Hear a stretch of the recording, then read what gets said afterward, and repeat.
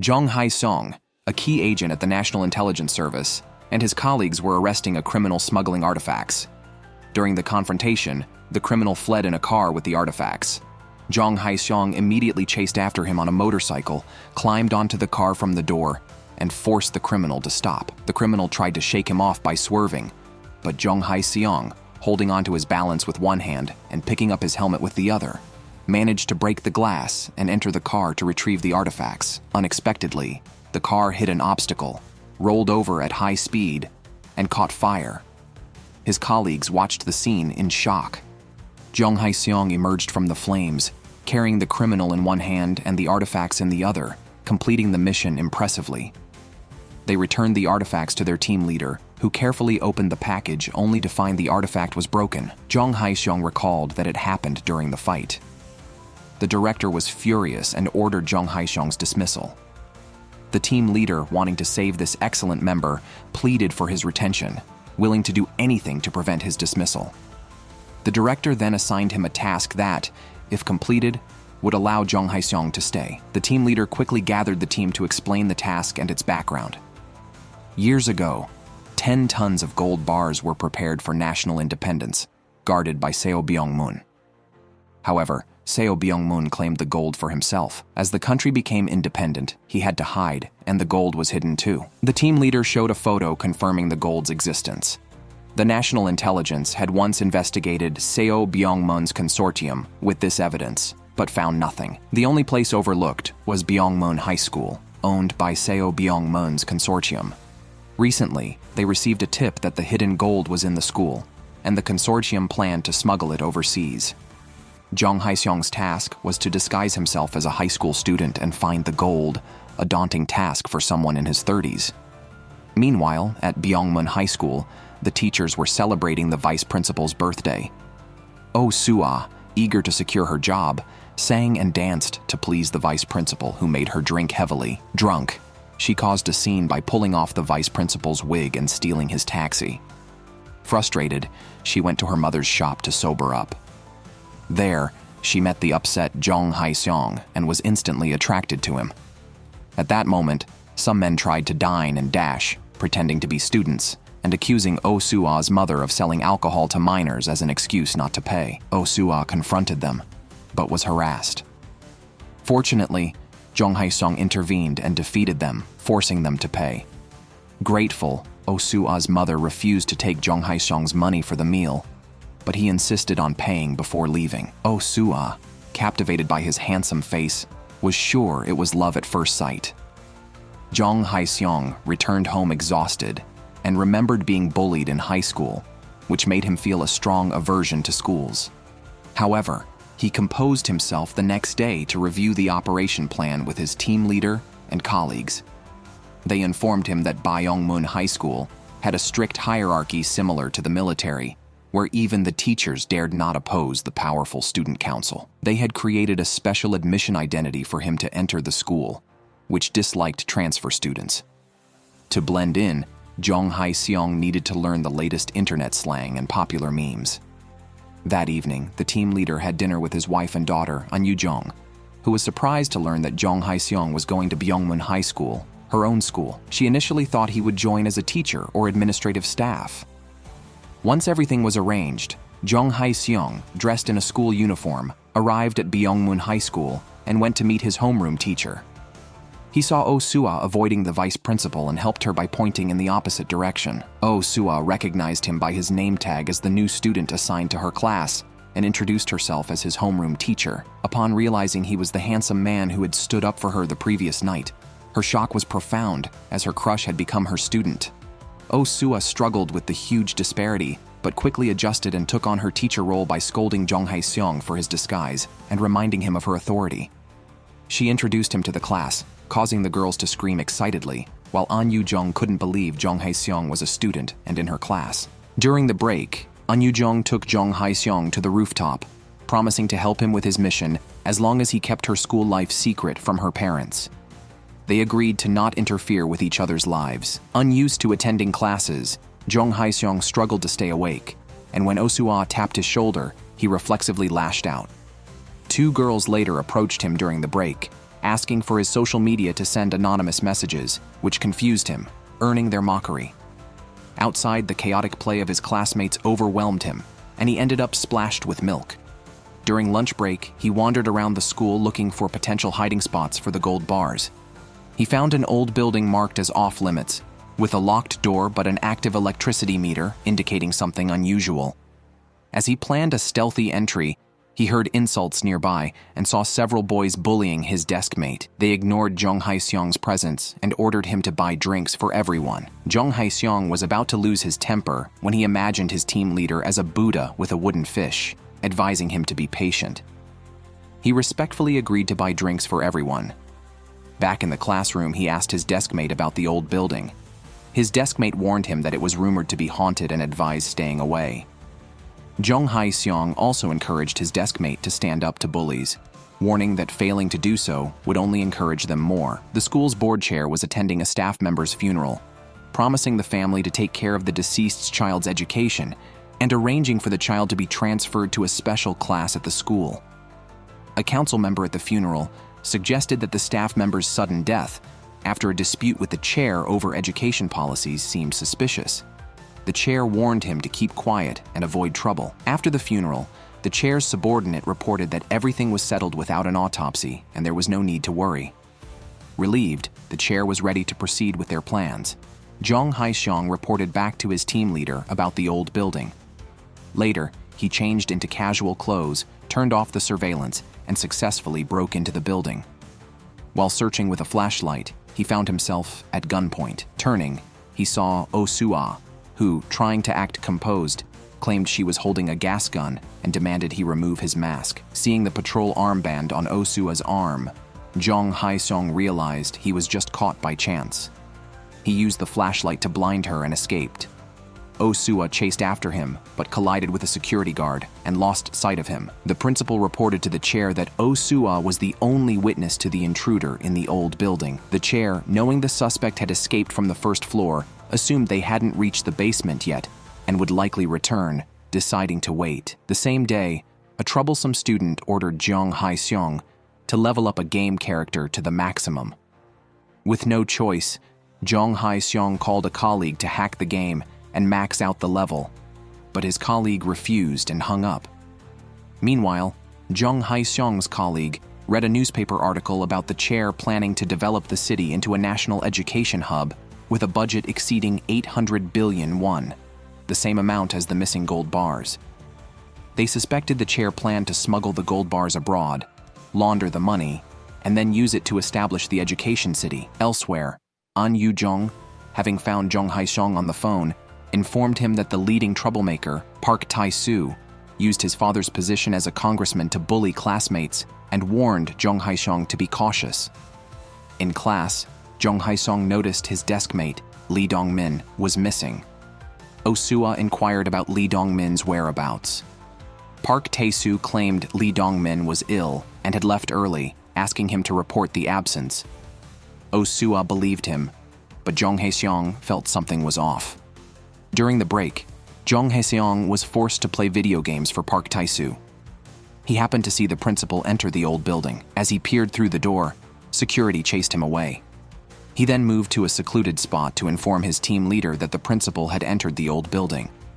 After hanging up, he heard noises from a trash can and was shocked to find Lee Dong-min stuffed inside. He knew Park Tae-soo was responsible and was frustrated that Lee Dong-min didn't resist because he only had his grandmother and no parents to support him. Lee Dong-min asked Jeong Hae-seong not to tell the teachers, fearing it would worsen his situation. Just then, Oh Soo-ah arrived, saw him dirty, and assumed Jeong Hae-seong was bullying Lee Dong-min, who lied that he fell accidentally and quickly left. Jeong Hae-seong avoided Oh Soo-ah's scrutinizing gaze and made an excuse to return to the classroom. Park Tae-soo, who had secretly observed Jeong Hae-seong helping Lee Dong-min, was displeased and discussed him at a student council meeting, upset that Jeong Hae-seong had released Lee Dong-min without his permission. And Yu Jong, a member of the student council, bravely pointed out Park Tae-soo's bullying. Park Tae-soo mocked her, calling her a mere follower of the student council president, Lee Yen-ah. Annoyed by the noise, Lee Yen-ah ordered Park Tae-soo to apologize to An Yu-jong. Reluctantly, he apologized after Lee Yana threatened him with his father's political ambitions, which her mother could influence. An Yoo-jong thanked Lee Yana, who reminded her to maintain her role and that she should have addressed the issue herself. At lunch, Lee Dong-min shared rumors about the old building with Jeong Hae-seong. He spoke of a ballet dancer who was bullied by other girls, got hit by a car, became disabled, and eventually died. The bullies hid her body under the old building's floor. Security patrols had reported seeing her ghost, which supposedly haunted the building every night at the time of her death. Jeong Hae-seong dismissed it as a rumor, but Lee Dong-min claimed to have evidence from a video he recorded inside the building, where he captured a figure lifting its head in the practice room. Before Lee Dong-min could share another school ghost story, Park Tae-soo and his group arrived arrogantly. Park Tae-soo spat in Lee Dong-min's food and forced him to eat it. Lee Dong-min reluctantly picked up his spoon, but Jeong Hae-seong intervened and condemned Park Tae-soo's behavior. During the break, Park Tae-soo flipped his tray and stood up to confront Jeong Hae-seong. Jeong Hae-seong, not wanting to use force, defended himself against Park Tae-soo's aggressive attacks and subdued him. Just as Park Tae-soo tried to retaliate, Oh Soo-ah arrived and stopped the fight. Both were taken to the vice principal's office, where Park Tae-soo was quickly released, and Oh Soo-ah was instructed to punish Jeong Hae-seong severely. Oh Soo-ah questioned Jeong Hae-seong about any issues between him and Park Tae-soo, suggesting he should have reported to a teacher if Park Tae-soo instigated the conflict. Recalling his own experience of being bullied with teachers turning a blind eye, Jeong Hae-seong expressed sadness that school bullying still existed. He questioned Oh Soo-ah whether she was pretending not to notice or genuinely unaware. Oh Soo-ah felt conflicted. Meanwhile, a male colleague worried about Jeong Hae-seong, managing alone at school, thought about providing support. However, the team leader bragged about Jeong Hae-seong's prudence, claiming he wouldn't cause trouble. Just then, the director entered and played a video of Jeong Hae-seong fighting with Park Tae-soo. The team leader had to apologize to the director for Jeong Hae-seong's actions. The director reprimanded him and reminded Jeong Hae-seong that he had joined the National Intelligence Service, following in his father's footsteps, and must not disgrace his father. Back home, Jeong Hae-seong remembered the last time he saw his father, who never returned from work that day. After the conflict, Park Tae-soo, dissatisfied with Jeong Hae-seong openly defying him, thought about ways to kill Jeong Hae-seong. A gang leader offered to help, but Park Tae-soo refused. The gang leader then demanded repayment, threatening to take his ID card if he couldn't pay. Just like before, Park Tae-soo devised a plan. He visited Lee Dong-min's house while Lee Dong-min was out working, claiming to be his friend. He lied that Lee Dong-min had won a school scholarship that required his grandmother's ID to claim. Believing him, the grandmother went to get her ID. Unaware of this, Lee Dong-min, who was delivering food, saw Jeong Hae-seong breaking into the old building and followed him out of curiosity. Jeong Hae-seong couldn't persuade Lee Dong-min to leave, so he allowed him to follow. They reached the basement and heard noises. Following the sounds, they saw a person wearing a hat in a room. The person threw a hammer at them and fled. Jeong Hae-seong couldn't catch him, but found a locked door, which he opened with a high-end lockpick. Inside the room, the walls were covered with information about the gold bars. He immediately called his team leader, suspecting the chairman was also searching for the gold bars. Unknown to him, his actions were being recorded by hidden cameras. The chairman watched him from the surveillance footage. Jeong Hae-seong, ready to leave with Lee Dong-min, noticed Lee Dong-min was pale with fear and gesturing towards something under the floor. Looking down, Jeong Hae-seong saw human bones beneath the floorboards.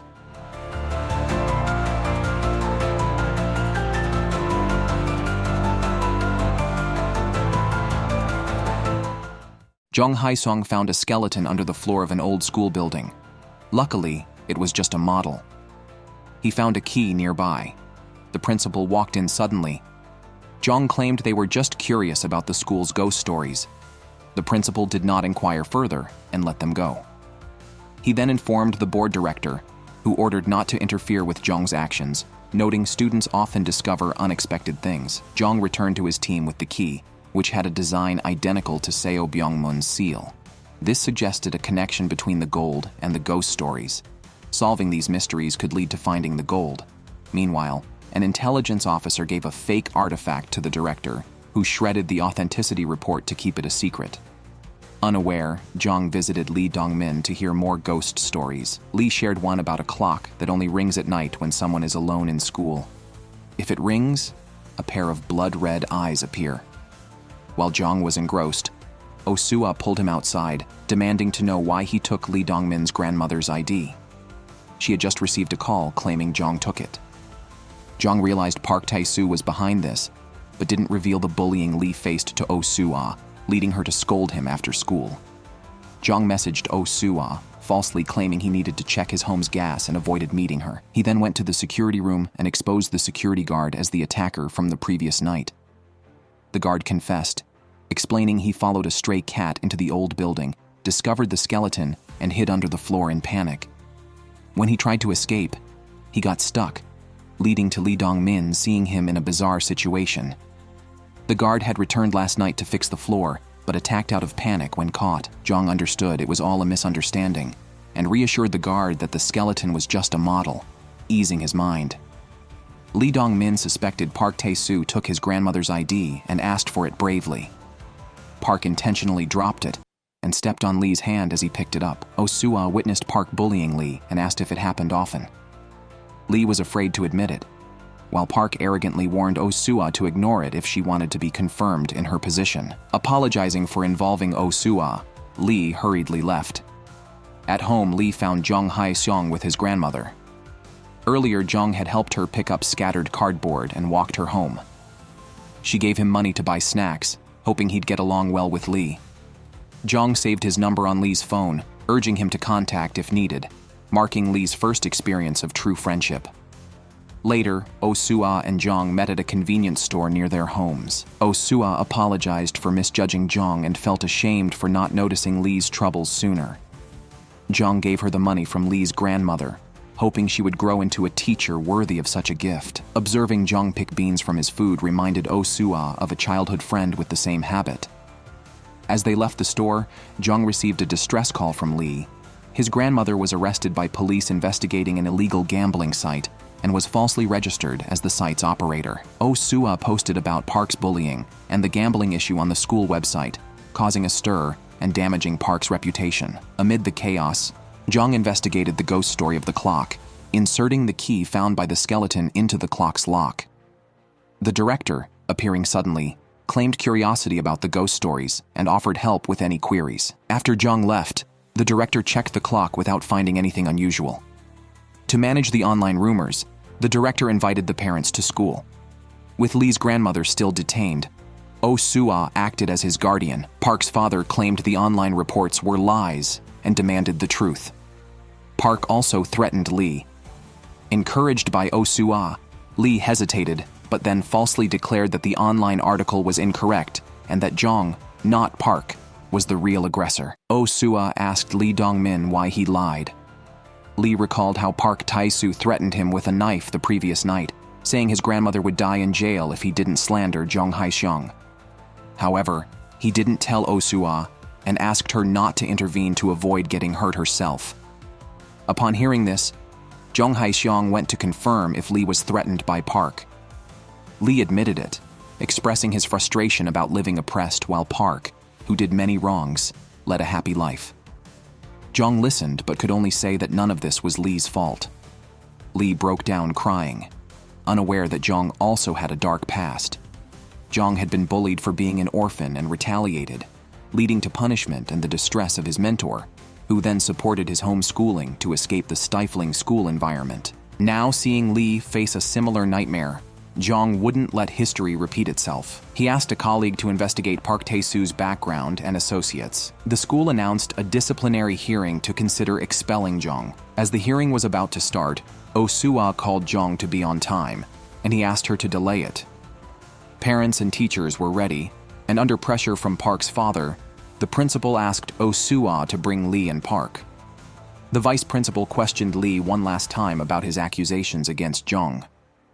Lee maintained they were true, and the vice principal declared Jeong's expulsion. As the decision was about to be finalized, Oh-soo-ah stood up in panic, awkwardly asking if anyone wanted lunch, which the vice principal dismissed as disruptive. Just as the gavel was about to fall, it was interrupted by a loud noise outside. Jeong stylishly removed his helmet and brought a passenger from his motorcycle into the meeting room. Before attending the hearing, Jeong had gone to the headquarters of the illegal gambling site, confronted the boss, Gu Sang-tae, and forced him to hand over Park's criminal records.